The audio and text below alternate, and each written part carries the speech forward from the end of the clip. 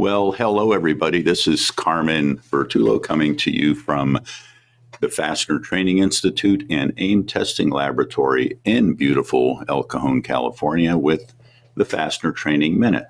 As usual, today's topic comes from a question from one of our students. Actually, this is one of the students who attend our new Fastener Expert mentoring program. I'm going to read you the question, tell you a little bit of background, and then when we return, we'll learn some stuff. Here's the question. I'm seeking a little help with a customer issue installing these cap screws. The part is a 5/8 11 by 2 grade 8 cap screw plane. The customer is stating the screws are stretching. The only info I have is they are torquing them to 220 to 225 foot-pounds, and they sent me some pictures, which I have no idea what I'm looking at. I always thought that bolts will naturally stretch when being torqued down, and the only way I know to check would be a proof load test. Is there any other question I should ask before I request samples to test? Please advise. Well, this is an excellent I guess I would call it problem. It's really not a failure. Problem to learn about how bolts work. The question has to do with stretching. The customer believes the bolts are stretching. Well, we all know that bolts naturally stretch when they're properly installed. It's not bad for them to stretch. They're supposed to stretch. The question is how much. When we return, we'll look at the information that we have, and we'll also make a list of questions to ask so that we can get to the bottom of this problem.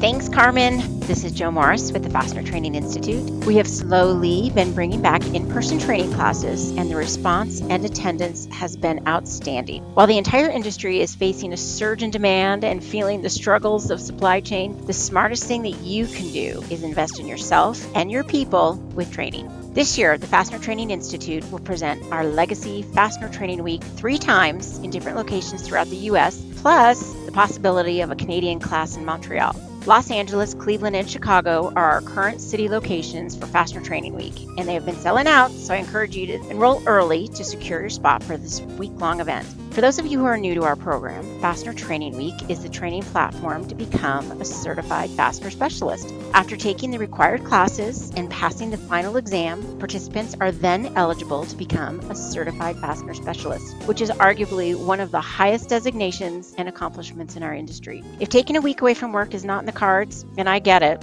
we are also bringing back our single-day in-person classes with the same content. These are great standalone classes, or take all of them at your own pace throughout the year, and you will still qualify to become a certified fastener specialist. These classes are going to take place in the Los Angeles area and will run throughout the year.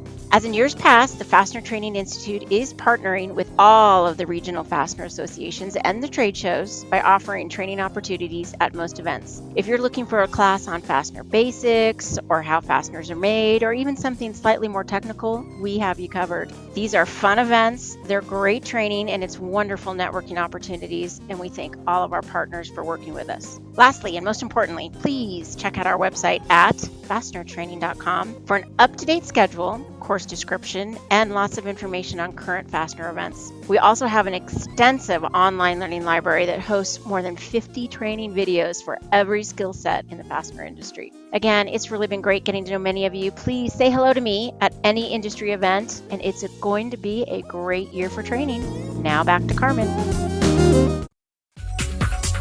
Quality products, quality service, quality customers. That's 3Q Inc., a fastener distributor unlike any you've worked with before. With its unique remote managed inventory stocking programs, wide array of secondary service offerings, and wholly owned cold forming capability, 3Q Inc. has been supporting fastener distributors since 2008. 3Q offers a wide range of 100% American-made fasteners, including ITW SEMS lock washers, as well as specialty and imported parts. Give 3Q a call today to discuss your needs and experience 3Q quality for yourself. 3Q Inc. www.3q-inc.com. Well, welcome back, everybody. This is Carmen Vertullo with the Fastener Training Minute. Today, we are talking about an issue that a supplier has with a customer where the customer is complaining that their 5/8 11 by 2 grade 8 hex cap screws plain are stretching. So we don't know exactly what they mean by stretching. We have to ask that. As you know, if you've had any of our training classes at the Fastener Training Institute, bolts naturally stretch. It's one of the things they have to do in order to work properly. The question is, how much do they stretch? They stretch a little bit, and if you remove the load, they go back to their normal length.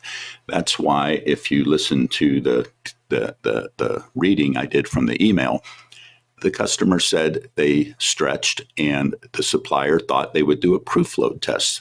Well, a proof load test is a perfect test to know whether or not the fastener can, in fact, withstand some amount of stretching, because what we do in the proof load test is we apply a load to the fastener that is some portion of its yield strength, usually about 70 to 90%, depending on the standard.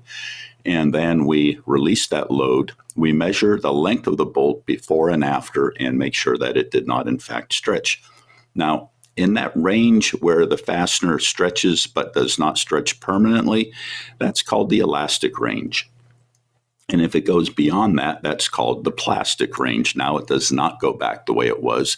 And if you look at this on a graph, it kind of looks like a straight line, sort of on a slight diagonal going up as the load increases and the stretch increases. And at some point, it starts to curve over and goes into what we call yield, or into the plastic zone, and it won't go back. This property of steel, actually this property of all materials from an engineering sense, is called the modulus of elasticity of the material. Elastic modulus for short. Spring constant is another way to say it, because in fact it describes the behavior of materials as if they are springs. Also, sometimes it's called Young's modulus. I don't know who Young was, but I guess Young is the person who figured this out. And each material has its own characteristic elastic modulus. And for steel, that is described as 1/1000th of an inch per inch in the grip for every 30,000 psi of load that's put on the material. Now, notice that I said for steel, not grade 8 steel, not grade 5 steel, not grade 2, not 836. All steel is pretty much the same at this description. And notice I did not say any particular size. It doesn't matter how large or small the specimen or the bolt is, because it's based on pounds per square inch, 30,000 pounds per square inch. And when we go about describing this number, it comes out to be a very large number, like it's about 29 million some number PSI, 30 million PSI approximately, for pretty much every kind of normal steel, and alloy steel is about the same. Other materials, stainless steels, aluminums, titaniums, copper alloys will have different elastic moduluses, as will plastics and composites and other things like that. So 1/1000th of an inch per inch in the grip for every 30,000 psi of load. So let's just, for the sake of argument, pretend like this grade 8 bolt has 3 inches in the grip. That is, between the head of the bolt and the last thread in the grip, there's 3 inches. And let's say, for the sake of argument, because we know that grade 8 bolts are 150 KSI tensile strength, not yield strength, but tensile strength. And let's say we're going to tighten this to, just for the sake of argument, 50% of its tensile strength. So that means we're going to tighten it down to 70,000 PSI of load. Now, let's go a little higher. Let's go 90,000, because that will make the math easier. So we're going to put 90,000 PSI of load on this grade 8 bolt, which is a little bit on the low side. And let's say that with our 3 inches of grip, 1/1000th of an inch times 3 is 3. 30,000 into 90,000 goes 3 times. So we've got 3 there. So we technically, or literally, I should say, we're going to stretch this bolt 9/1000ths of an inch. And I've done this experiment many times. It works perfectly well. As a matter of fact, it works so well that that's how electronic load cells work. They work based on measuring the actual stretch of the material. So we know this is good science. Now the question is, of course, and we don't know the answer because we only have what we were told by the supplier, is what does the customer mean by stretching? So let me give you a few. Obviously, they must mean like it's stretched permanently, or how would they know, right? I don't have any way to know unless there's some damage. So here are some questions we might ask the customer or whoever is doing this work. We know what the torque was, by the way, and the torque is about right. I used the IFI fastener technology connection to check the proper torque, and for a plain bolt, it should be around 225 to 200 foot-pounds. So that was correct. Another question would be, is there a nut and washer involved, or is this going into a tapped hole? What exactly are we holding together? Is the load on this part static or dynamic? That is, once we install it, does it hold the load, or does the load fluctuate? Does this stretch occur during the tightening of the bolt or in the use of the bolt after it's installed? How long was it installed before we saw the problem?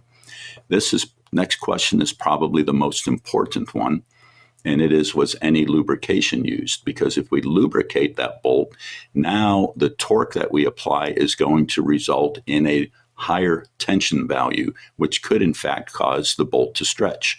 That's back to our T equals KdP, torque equals K, which is that lubrication and some other stuff, times the diameter of the bolt times the load that is installed too.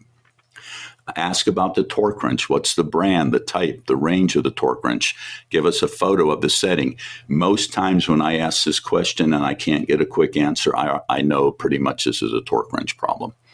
Are the installers trained on the use of the torque wrench?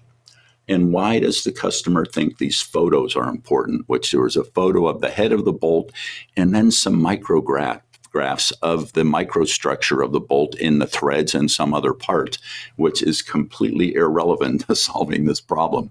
But it does indicate that the customer has some level of laboratory capability. So something is going on there. And here's the next most important thing. And if you take nothing else away from this whole Fastener Training Minute, write this down and remember this. The next question, will a nut go on the bolt thread the full way after it's been removed?